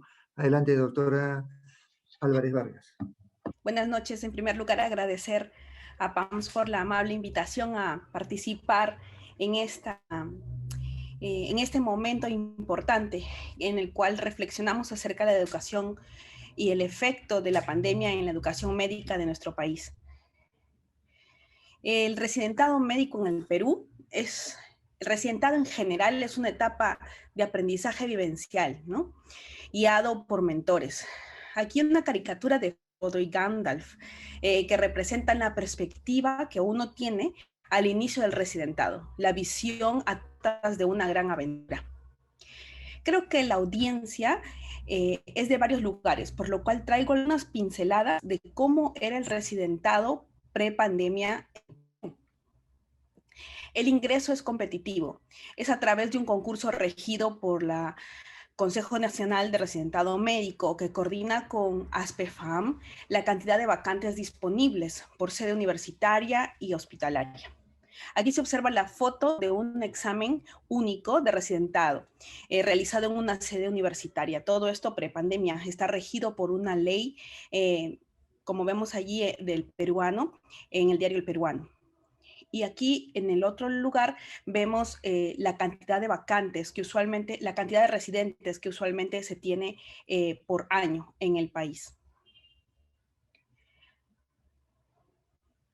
Las actividades usualmente se desarrollaban con el ejercicio diario de la práctica médica, obteniendo mayor responsabilidad con el paso del tiempo, adquiriendo destrezas basadas en la práctica, tanto clínica como quirúrgica. Los residentes en el Perú tienen una organización que se llama Asociación Nacional de Médicos Residentes del Perú, de la cual tuve la dicha de ser la responsable de la Secretaría de Acción Científica. Y aquí pudimos organizar eventos académicos. También se realizó una encuesta nacional que trajo algunas publicaciones para poder conocer las características de la labor del residente. Existían concursos de casos clínicos de los residentes de distintos hospitales, ¿no? Podíamos realizar rotaciones en sedes diferentes a la nuestra y también de manera internacional. Ahora, la era COVID. Aquí vemos en una síntesis los números que reflejan el impacto de la pandemia en nuestro país, con más de 2 millones de contagios y cerca de 200,000 muertes. Recuerdo que un 3 de febrero nos convocaron al auditorio principal de mi hospital, el Hospital Almenara. Y aquí la fotografía que tomé de una ponencia cuando recién veíamos en ese momento como algo lejano a la pandemia, lo cual sucedía aún en China y en algunos casos en Europa, pero todas eran simulaciones y todas estas se volvieron realidad en el periodo de semanas. Y todos los médicos, en especial los residentes, nos volvimos esos personajes cubiertos de trajes plásticos. En marzo del 2020 era un desafío ingresar a las áreas COVID. Cubrirse con tantos atavíos, duras penas se lograba trabajar dificultosamente por estos equipos de protección personal. Y como vemos en las fotos, incluso para realizar los procedimientos, la protección era redoblada. A esta realidad se sumaba la desorganización inicial, los tratamientos sin sustento veraz, la vorágine de conocimientos acerca de la enfermedad, pero en fuentes de literatura gris, ante lo cual nos capacitábamos a diario buscando consensos, pero estos cambiaban rápidamente, ¿no? Fuimos testigos presenciales del colapso sanitario que ha sufrido nuestro país debido a la pandemia, así como en muchos otros países. Estas son fotos de el área de trauma shock de mi hospital, la cual tomé en una guardia, en la cual lamentablemente los pacientes ya no habían camillas y tuvieron que estar en el piso, como pueden observar. Y la otra es una foto del Diario de la República de los pacientes en el Hospital 2 de Mayo que tuvieron que estar a la intemperie, ¿no? Porque ya no había lugar para ellos. El día de hoy no podemos dejar de recordar a los más de 500 médicos caídos en esta pandemia, tanto los que fallecieron ejerciendo la medicina como los que a pesar de estar en confinamiento se contagiaron en sus domicilios. Los cambios objetivos en nuestra formación tuvieron que ver con los cambios que sucedieron en la atención médica hospitalaria, con las áreas de hospitalización de las especialidades convertidas a pabellones COVID, la relocalización de los anestesiólogos, por ejemplo, para el manejo de los ventiladores mecánicos en la UCI COVID, que por ejemplo, en mi hospital habían 100 camas. La poca concurrencia de los pacientes de emergencias por temor a contagiarse al salir de su domicilio. Y las decisiones de los directores de las universidades y oficinas de capacitación para recolocar a los residentes. Y asimismo se suspendió, como han comentado, se suspendió el internado médico en abril de 2020. Es decir, estábamos expuestos a menor variedad de casos con servicios limitados. Los hospitales, como en otras partes del mundo, se convirtieron en áreas COVID. Aquí traigo un ejemplo de mi hospital, las camas, cómo fue que se redistribuyó las camas del Hospital Almenara. La misma situación sucedía a nivel nacional. Vemos cómo es que de las especialidades médicas y clínicas que tenían asignados pacientes se redujeron completamente para que en estos lugares, como vemos en la última fila, es donde se generaron las áreas de hospitalización COVID. Y ni qué decir de los pabellones de las especialidades quirúrgicas que prácticamente fueron reducidos a cero, ¿no? Se crearon nuevas áreas, el nuevo triaje para dar cabida a estos pacientes que superaban el número y lo duplicaban día a día. Otro cambio importante fue la interrupción del residentado de los médicos neumólogos, internistas e infectólogos de un mes, que se graduaron en el 2020 por la alta demanda que tenía el país. Y finalmente, ante la llegada de la vacunación a nivel nacional, también tuvimos dificultades en acceder a la misma. Pero bueno, finalmente obtuvimos nuestras vacunas. Se generaron iniciativas por parte de las especialidades de psiquiatría a nivel nacional para abordar el burnout que se empezaba a observar. Las circunstancias eran muy adversas, pero como dijo Clive Lewis, las dificultades preparan a personas comunes para destinos extraordinarios. Así que traigo aquí algunas de las medidas tomadas. Mediante la conectividad, organizamos actividades académicas diarias con residentes tanto de mi hospital como de otros hospitales, lo cual antes usualmente no pasaba y siempre estábamos separados. Y también nos pudimos conectar con residentes que pasaban por lo mismo que nosotros. Por ejemplo, aquí estamos en la figura de la derecha, tenemos al doctor Alfredo Cabrera Rayo dirigiendo la sesión en conjunto que teníamos con la Asociación de Médicos Residentes de Medicina Interna de México. Y pudimos compartir experiencias, compartir actividades académicas, no solamente de temas, sino de nuestros pacientes. Reportamos nuestros propios casos y aprendimos y observamos. Y bueno, también nos infectamos de COVID, pero aquí estamos. Estos son los cambios que se observa actualmente, ¿no? A través de del paso del tiempo. Cuando terminamos la especialidad, la oportunidad laboral para sobre todo especialidades que tienen mucha relación con COVID, por ejemplo, las quirúrgicas u oncología, genética, está bastante disminuida. Y vemos también a los médicos especialistas salidos en estos últimos 2 o 3 años de las distintas ramas que hoy trabajan en COVID como si fueran médicos generales. ¿no? Nos quedamos con la reflexión, porque esta pandemia deja algunos sabores, ¿no? Pero nos quedamos con la reflexión que nuestra situación ha sido la misma a nivel mundial.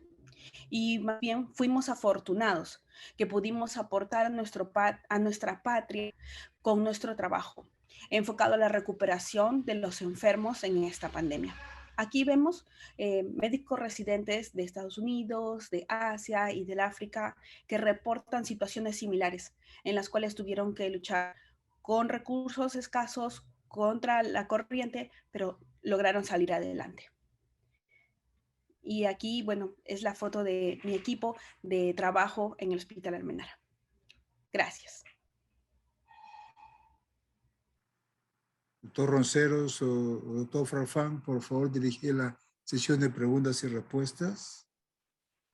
Gracias, doctor Valdivieso. Si hay una pregunta, doctor Roncero, de repente, ¿qué estrategias educativas aplicaron y cómo se realizaron las prácticas en los pacientes y cómo fueron las evaluaciones?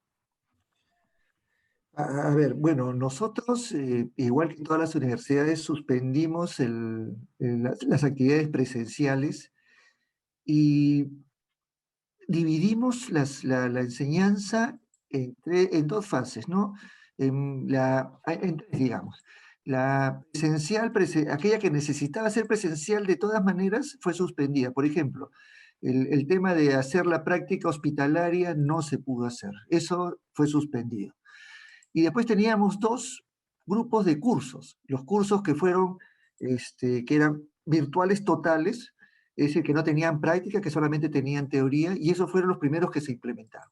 Los primeros que se implementaron fueron esos. Y después teníamos un grupo de cursos que eran semipresenciales, es decir, que tenían teoría y tenían práctica, pero práctica de laboratorio, o sea, prácticas que se podían hacer dentro de la universidad, en laboratorios en pequeños grupos o en simulación.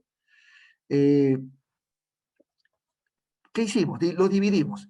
Y los cursos que podían hacerse, que eran teóricos puros, se hicieron. Fueron los primeros que se implementaron. Los que eran semipresenciales, es decir, que tenían teoría y práctica, la práctica se avanzó.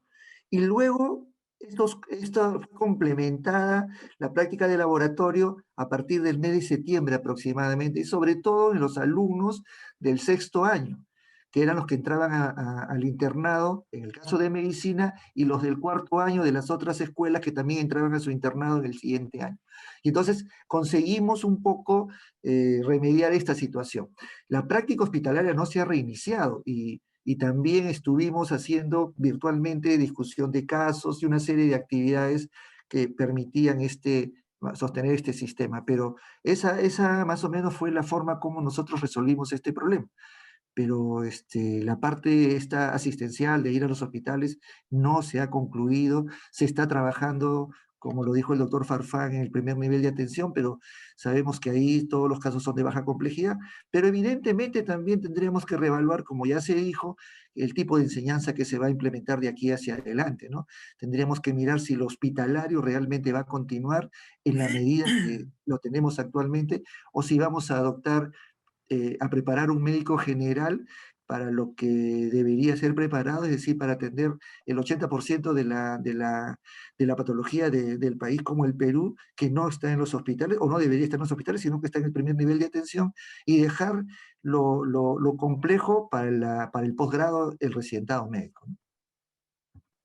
Gracias, doctor Roncero. Y para terminar, doctor, me gustaría una pregunta: ¿cómo se sustituyeron las prácticas de anatomía, fisiología, histología, anatomía, microbiología y salud pública?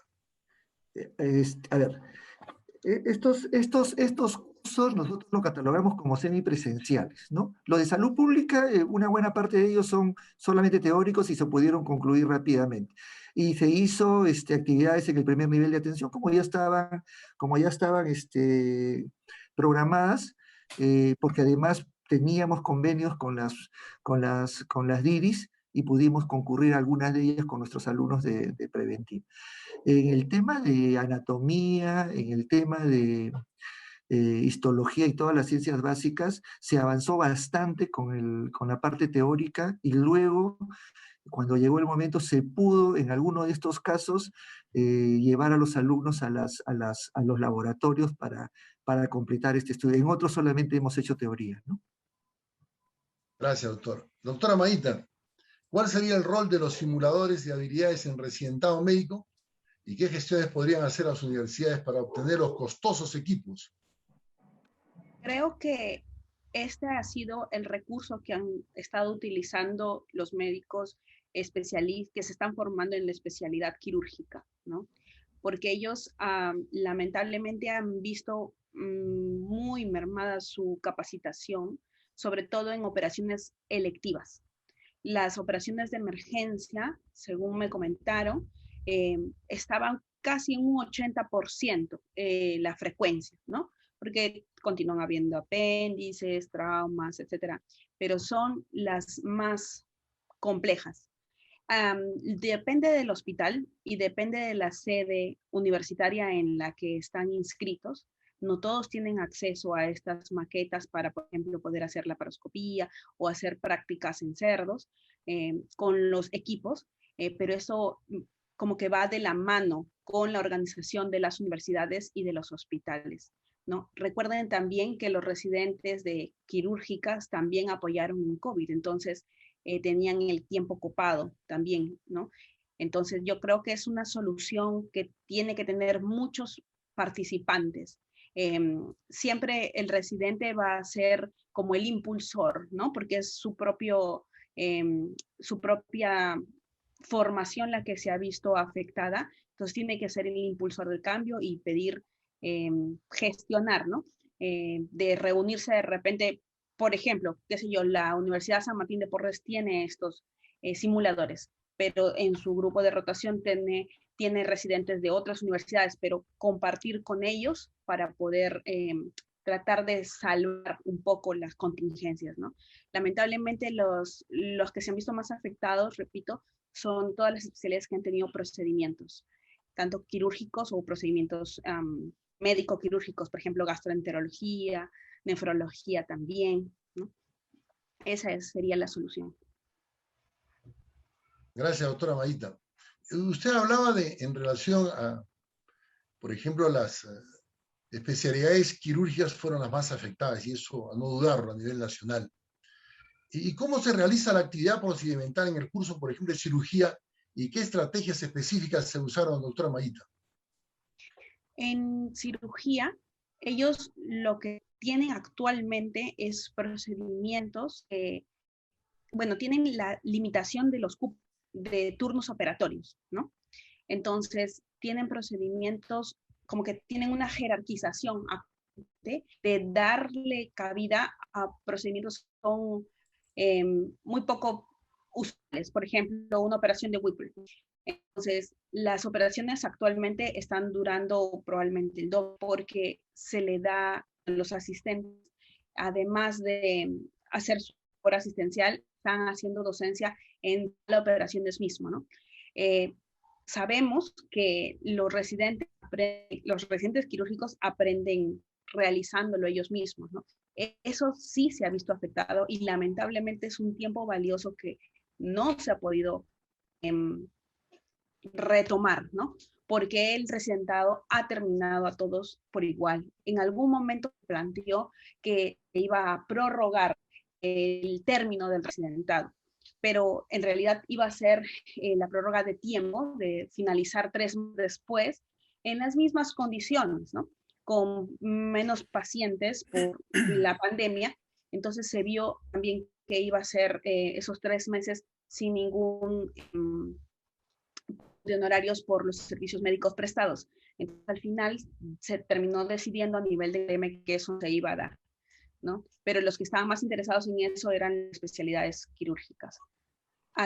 Actualmente ellos continúan reuniéndose, así como prácticamente a nivel nacional en todas las especialidades, para el comentar casos clínicos, ¿no? Que para las especialidades clínicas, bueno, el proceso diagnóstico es una cuestión evidentemente cognitiva, se puede como que se puede tolerar, pero en la parte quirúrgica no, ¿no? Entonces, ellos son más afectados actualmente. La mayoría de ellos está tratando ahora que se puede viajar, a hacer stage en el extranjero o en los mismos hospitales nacionales, un poco comunitarios, ¿no? Pero esto ya es completamente independiente de las universidades y es una decisión personal de cada residente, bueno, asistentes ahora. Doctor Farfán, Gracias, doctora Maite. ¿cómo tomó el alumnado el hecho de comenzar a hacer el internado en el primer nivel de atención? ¿Y qué posibilidades hay de que eso permanezca en el tiempo? Sí, es una pregunta y quiero también relacionarla en la cual nos preguntan en relación a docentes y estudiantes que han sido vacunados en las universidades que estamos participando. Una de las cosas que veíamos como planteamiento que hacemos es la modificación del plan de estudio, la malla curricular y el perfil del médico que requiere el país. Yo creo que como la virtualidad vino a quedarse, yo creo que el internado en primer nivel de atención se va a quedar. Es un tema en el cual tiene que formarse verdaderamente para ese nivel, porque uno de los grandes problemas que tuvimos en el país fue el primer nivel de atención. Todo se centró en hospitales, unidades de cuidados intensivos, camas, y el primer nivel de atención se quedó desprotegido. Los internos, en el levantamiento de información que hemos hecho el año pasado y lo que va de este año, estamos a un mes y unos pocos días más de este año, los internos se sienten bien. Los internos están cambiando. Yo creo que ellos, porque están en forma presencial, incluso la llegada que tienen hacia la comunidad y el compromiso y lo que se involucran con la comunidad, a ellos los está haciendo sentirse mejor. No nos olvidemos que en tiempos de pandemia se han realizado grandes investigaciones y grandes aportes, y en donde los estudiantes han sido los líderes. Daniel Alcides Carrión, de su universidad, de su facultad, doctor Ronceros, es uno que nos dio una lección y que el día de hoy seguimos el legado carriónico. Entonces yo creo que dentro de la pandemia hay algo rescatable que tiene que hacer. Si los grandes aportes han sido así, desde el espermatozoide, la imagenología y todos los aportes que han habido en ese sentido. Ahora, en segundo lugar, en relación a lo de las vacunas que están comentando, el 100% de los internos han sido vacunados. En los docentes también, y esto fue a nivel nacional, y esto lo trabajamos incluso desde ASPEFAN, porque en ASPEFAN, si bien es cierto, la ley universitaria habla de universidades públicas y privadas, en la Asociación Peruana de Facultades de Medicina trabajamos en forma conjunta, y uno de los grandes logros que se consiguió era de que los docentes, por ejemplo, en las normas que se dieron a nivel del país,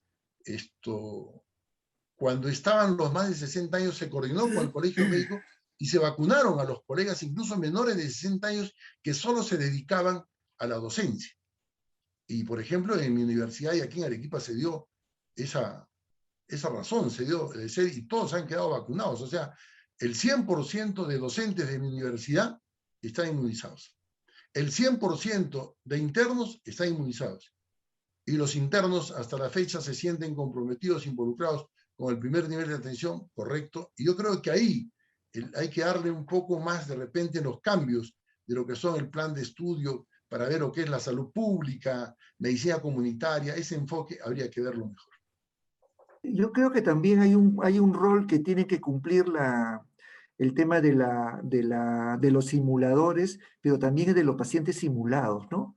En el tema de pregrado, a nosotros nos ha ido muy bien con los pacientes simulados, muy, muy bien, diría yo, porque la experiencia casi es como un paciente. Cuando la persona que hace de paciente simulado lo hace bien, estamos frente a un paciente y que tiene todas las características y puede enfrentar escenarios que solamente lo ven en hospitales en algún momento. Yo creo no va a sustituir totalmente el tema hospitalario, pero sí lo puede compensar fuertemente.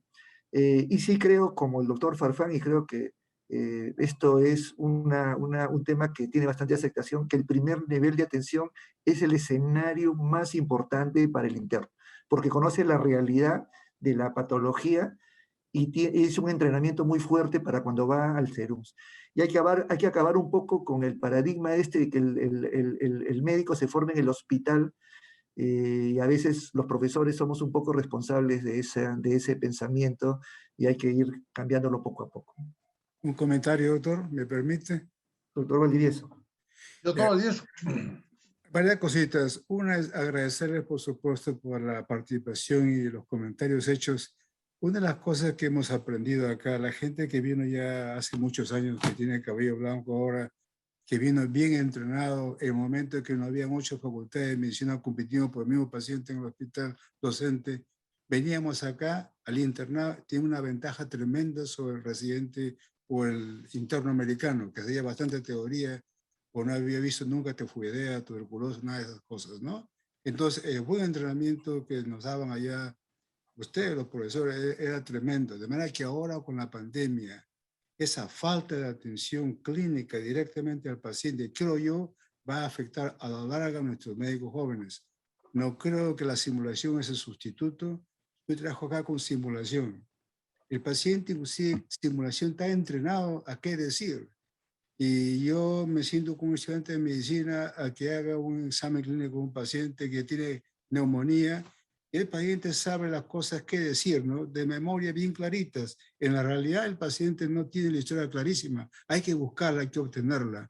Entonces yo diría que quizá, y les pregunto a ustedes, doctores, que quizá después que el médico se gradúe en este ambiente de pandemia, debe haber un esfuerzo de posgrado para tratar de traerlo a rescatar lo que no tuvo durante su entrenamiento debido a la pandemia, a tratar de entrenarlo para que esté listo a enfrentar la vida.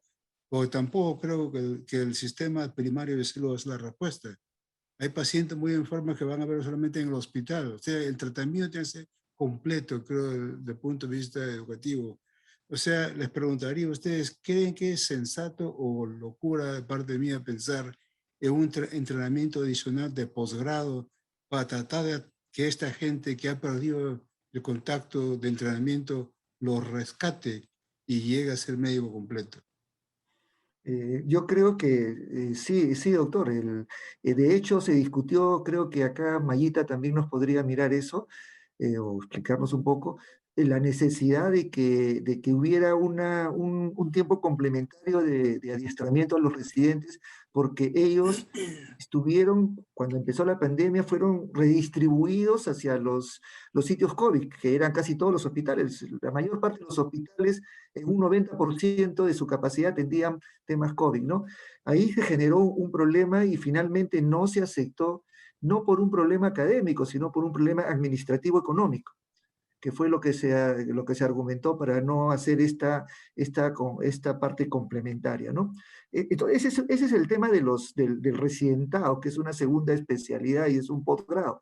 El tema del primer nivel de atención va ligado básicamente al pregrado, que es una realidad diferente, ¿no? Para nosotros. No apoyamos que sea totalmente en el primer nivel de atención, porque a veces no hay las condiciones, pero tiene que ser una mixtura que poco a poco vaya cambiando el concepto de que el entrenamiento en el pregrado debería ser solamente hospitalario. Debe haber parte hospitalaria, pero debe complementarse bastante con el tema del primer nivel de atención, donde está la comunidad y donde están la mayor parte de la patología en el Perú, ¿no? Yo creo que hay dos momentos, hay etapas, ¿no? Todos hemos pasado por ellas en nuestra formación como médicos, ¿no?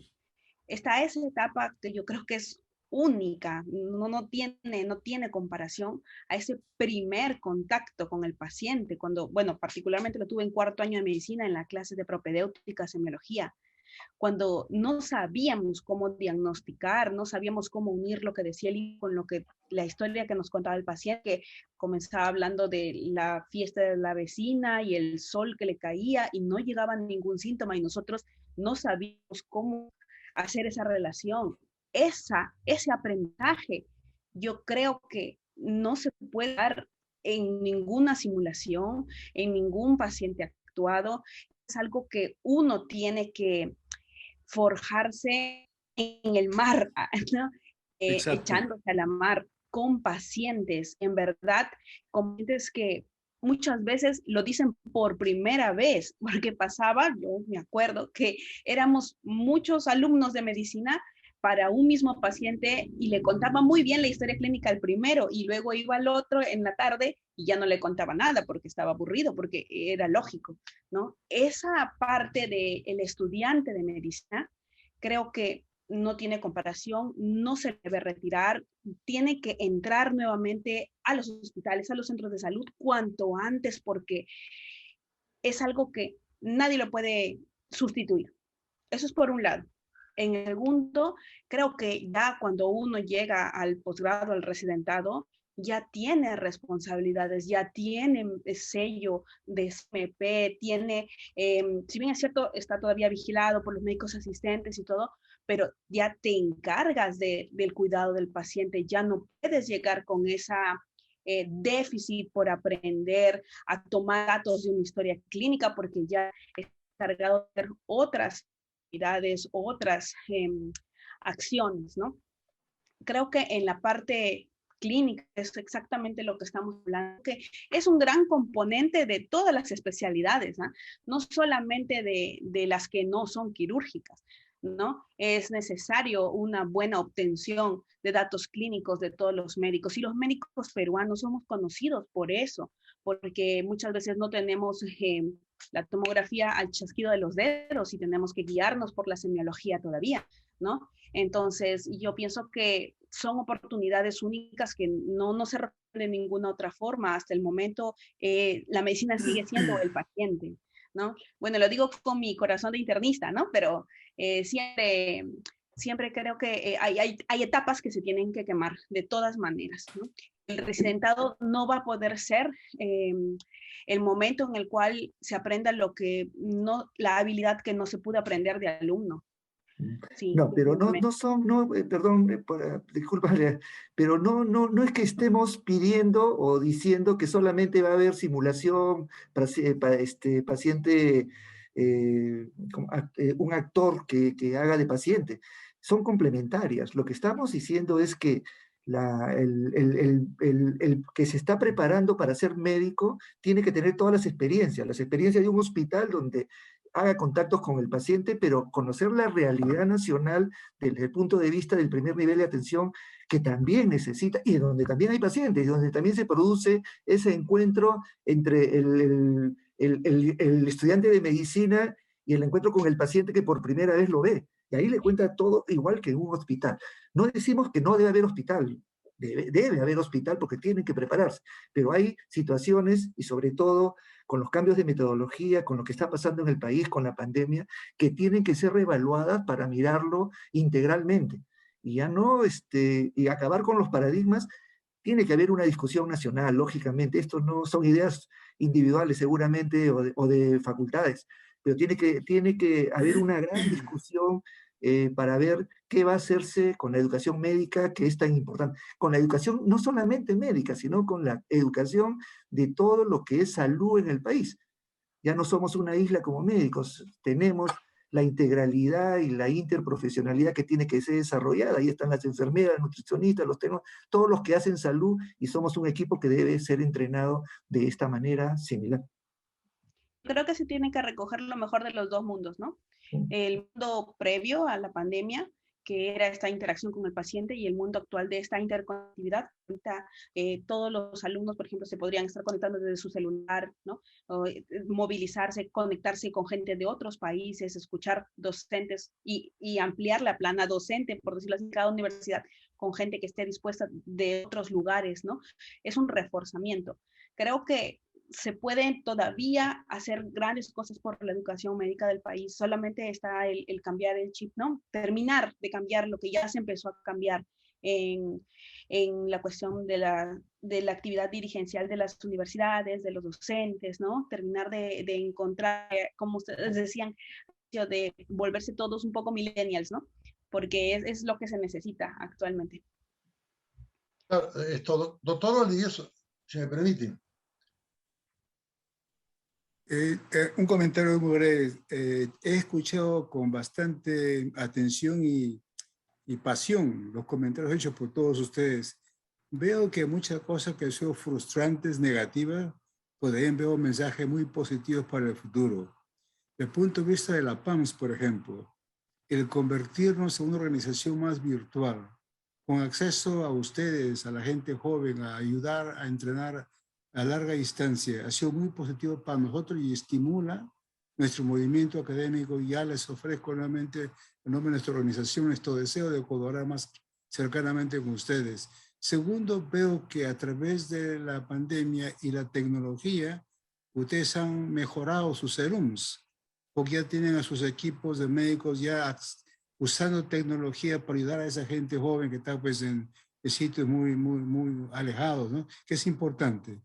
También veo a través de lo que habló Mayita, el trabajo en equipo, no solamente dentro del hospital o dentro de la ciudad, sino inclusive afuera. Ella mencionó México, por ejemplo. Por supuesto, se puede discutir casos clínicos con otros hermanos de otros países, de manera que yo veo acá bastantes mensajes positivos también, que nos van a tener que enseñar, especialmente la gente que tiene cabello blanco como yo, adiestrarnos a la tecnología moderna para comunicarnos, para resolver problemas, para meternos a inteligencia artificial más rápidamente, ¿no? Que va a ser uno de los futuros del diagnóstico, creo. Pero yo creo que hay mensajes muy positivos acá, de manera que no quisiera deprimir a nadie con más cosas negativas, pero eso es importante y yo les agradezco mucho por los comentarios hechos. Adelante, Fernando y doctor Roncero, disculpen. Sí, en la parte, por ejemplo, que comentaba Manuel, yo creo que dentro de la misma ley universitaria y la responsabilidad que tenemos como instituciones formadoras, yo creo que a los egresados debemos de formar algunos cursos de capacitación, entrenamiento, en el seguimiento que tenemos que hacer con nuestros egresados también. Y ese es el espacio en donde a veces hemos perdido con nuestros serumistas, por ejemplo, que culminaban, se iban al serum y que a veces no hemos hecho el seguimiento adecuado que tenía que hacerse. Y ahora de la pandemia, lo que nos está motivando es hacer un seguimiento muy bien de nuestros egresados y las universidades o las instituciones formadoras abrir unos espacios o formar cursos de capacitación, de entrenamiento, reentrenamiento, de repente de lecciones aprendidas para nuestros egresados o los que se han titulado en tiempos de pandemia, tanto en el pregrado como en el posgrado también, porque son situaciones que se han vivido y que la adquisición de competencias en la parte quirúrgica, por ejemplo, toda esa habilidad y estrés, toda la parte mano, y si no hay esa generación de intervenciones o participación, a veces va a quedar que no se ha cumplido muy bien lo que son las competencias. Yo creo que aquí también tenemos retos y desafíos todavía las instituciones formadoras para ir avanzando poco a poco en este entrenamiento. Una cosa que también les escuché mencionar a ustedes que a mí me agrada mucho es el hecho de que a pesar de la pandemia no hemos pensado bien el sistema de tutoría, el sistema de ayudar al hermano menor, joven, cómo es el futuro, ¿no? De manera que nosotros nos ofrecemos dentro de lo posible para hacer ayudar en el sistema de tutoría profesional a la gente que esté interesada en trabajar con nosotros, ¿no? En la PAMS. Por supuesto, Manuel, yo creo que el problema de la presencialidad, ¿y por qué no hay estudiantes de pregrado, excepto los internos, ¿no? Porque tenemos normas que nos prohíben la presencialidad en nuestras instituciones formadoras, por eso es que no se puede, no tenemos esa parte. Pero en los internos y en los residentes estamos haciendo el seguimiento y además lo que son los equipos de protección personal, o sea, en esa parte sí tenemos que hacer. Y yo creo que como se ha visto interrumpido, por ejemplo, esta movilidad de estudiantes y docentes, porque aquí en el país lo hacíamos eso, en tiempo de presencialidad se hacía. De repente también hacer una movilidad virtual, pues, y aprovechar la oportunidad con la PAMS, de repente, en este sentido, una movilidad virtual, a través de una tutoría virtual, como se hace en otras partes. Yo creo que los grandes aportes que ha dado la educación médica virtual es que uno puede ingresar a la página de cualquier universidad y ver los avances que están haciendo ellos desde el punto de vista de la auditoriedad. O sea, no todo es malo, sino que hay que aprender nuevas metodologías, porque la pandemia del SARS-CoV-2, el COVID, puede venir otra con unos 5, 10, 15, 20 años y hay que estar preparados. Yo creo que aquí desde el punto de vista de la educación hay que tomar educación médica, hay que tomar todas las medidas de previsión para ver cómo podemos atenuar el impacto y que no se vuelva a repetir esta historia. Yo creo que después de la tragedia que hemos vivido con la pandemia, que ha afectado, ha muerto más de 200 médicos, 200.000 peruanos han fallecido por COVID, ha afectado la educación en el país, no deberíamos desaprovechar la oportunidad para cambiar los escenarios de enseñanza en el país. No solamente la educación, sino también la salud, ¿no? Que son los dos elementos más importantes. Yo creo que ese es un reto nacional, pero nosotros deberíamos contribuir para mirar si lo que estuvimos haciendo ha sido todo lo bueno que creemos, si hay necesidad de mejorar, si hay necesidad de cambiar. Es una oportunidad que no se nos va a volver a presentar y hay que aprovecharla para poder hacer el cambio. O si vamos a retornar a lo que teníamos antes, que es la otra posibilidad. Pero eso es lo conveniente. Hay que mirar todo eso. Y además, la legislación que tenemos es esta ley universitaria que tiene menos de 8 años de promulgada, prohíbe, por ejemplo, el tema de la virtualidad. No lo permite, ¿no? O sea, hay necesidad de pedir el permiso para hacer virtualidad. Hay que licenciar los programas virtuales. Ya se licenciaron la necesidad de licenciar los programas virtuales. Entonces, es un problema general en el país que necesita abordarse de manera integral y para eso necesitamos que todas las personas que están en este sistema, nuestros egresados que están fuera, nuestros egresados que están dentro del país y los que estamos todavía trabajando en la universidad, juntarnos para poder discutirlo. Yo creo que ASPEFAN es un buen escenario, la PANS es un buen escenario para poder hacerlo junto con residentes, con internos, con estudiantes, inclusive con padres de familia que también son parte del sistema, ¿no? Sí, eso es interesante. Por ejemplo, en los últimos reportes de la UNESCO, cerca de 1.500 millones de estudiantes de todos los niveles, incluidos los universitarios, han tenido problemas. Más de 1.000 millones, tanto de estudiantes de la secundaria como de superior en la universitaria han tenido problemas, en el cual estamos nosotros como país. Yo creo que aquí debemos reflexionar verdaderamente y esos webinars que se hacían, por ejemplo, en ASPEFAN, en donde se han intercambiado experiencias de Europa, Norteamérica, el Caribe, Sudamérica y dentro del mismo país, yo creo que nos debe servir como una reflexión para mejorar algunas cosas dentro de la metodología de la enseñanza. Yo creo que aquí hay que ver ese tema. Y también aprovechar, y esto es bueno porque sabemos que lo que es simulación son equipos, y hay equipos de alto costo, y hay equipos de bajo costo y de alta sensibilidad también. Y un país como el nuestro, pues no estamos a veces dentro de las facultades o universidades, no estamos en la posibilidad de comprar esos grandes equipos, pero sí, de repente incentivar, y eso que está haciendo, por ejemplo, universidades como es San Marcos, Cayetano, Pacífico, en una de las grandes carreras, que es ingeniería biomédica, por ejemplo, ¿no? Esa es la oportunidad que de acá unos 3, 4, 5 años, cuando salgan las promociones, estarán ellos preparados, por ejemplo, para el soporte o el aporte de su profesión en la construcción de los ventiladores, por ejemplo, los equipos de ventilación o los equipos de simulación. Yo me acuerdo del año 19, donde participamos a este congreso de FLACID. Nuestro país en México fue la delegación más numerosa que habíamos asistido a la Federación Latinoamericana de Simulación. Y por eso es que tenemos en todas las universidades del país gente que se ha ido preparando. Y eso, por ejemplo, lo tiene muy bien en ASPEFAN, por ejemplo, la red de simulación. Y es el momento en que nos ha servido, que nos hemos ido preparando poco a poco, yo creo, para vivir este momento en el cual tenemos que aprender esas lecciones y mejorar y buscar nuevas expectativas, por supuesto que sí. Nuevas formas, por ejemplo, de evaluación y un control a través de la evaluación virtual, cómo podemos hacer un control de que en el otro lado el alumno o el estudiante, verdaderamente él está rindiendo. Yo creo que aquí vendría pues una relación de buena fe. ¿Que hay equipos? Por supuesto que hay equipos, pero yo creo que también aquí se están formando en valores, en principios, con la finalidad de que en forma personal, ellos después, cuando eso apliquen, lo apliquen desde el punto de vista humanístico. Por mi parte, un agradecimiento, sinceramente, al doctor Manuel Valdivieso y a través de él, al doctor Merma y a la PAMS, a Mari, al doctor Meda Quinzaí, a Mari, verdaderamente.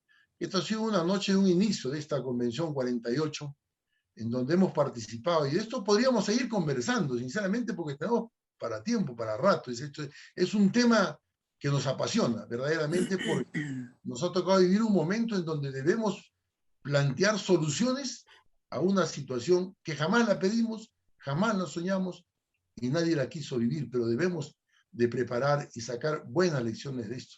Ver el tema, por ejemplo, de que antes los internos solamente estaban en grandes hospitales, donde tenían mamógrafo, tomógrafo, resonador, tenían, y cuando iban al CERUMS, a veces no encontraban ni el apoyo básico para hacer hemoglobina o un examen de heces para ver si tienen parasitosis, enfermedades endémicas en el país todavía que tenemos.